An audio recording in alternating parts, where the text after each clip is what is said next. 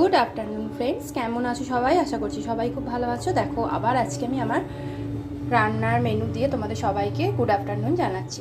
তো আমার রান্না মোটামুটি কমপ্লিট হয়ে গেছে, শুধু ভাতটা বাকি আছে।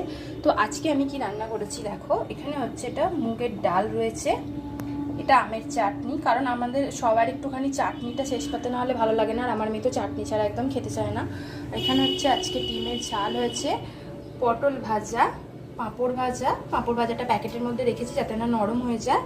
ডিম সিদ্ধ, ডিম সিদ্ধটা মেয়ের জন্য রেখেছি, কারণ মেয়েটার খুব শরীর খারাপ। আমি কদিন ধরেই তোমাদেরকে বলছি শরীরটা খুব উইক, তাই জন্য ওকে রেগুলারলি একটা করে ডিম সিদ্ধ দেওয়ার চেষ্টা করছি। তো সেই জন্য ডিমটা সিদ্ধ রেখেছি। আর এখানে হচ্ছে ভাত, ভাতের মধ্যে আলু সিদ্ধ দেওয়া রয়েছে। ওই আলু সিদ্ধ দেওয়া রয়েছে, আলু সিদ্ধকে শুকনো লঙ্কা দিয়ে ভেজে মাখবো। আর আমি যেহেতু নিম পাতাটা ভালো ভাজতে পারি না, সেই জন্য নিম পাতা খেতেও খুব ভালো লাগে। তো শাশুড়ি মা বলেছে যে নিম পাতাটা ভেজে দেবে, তো শত শেষে নিম পাতা ভাজাবে। তো এই হলো আজকে আমার দুপুরের মেনু, এই হলো আমার রান্নাবান্না কমপ্লিট।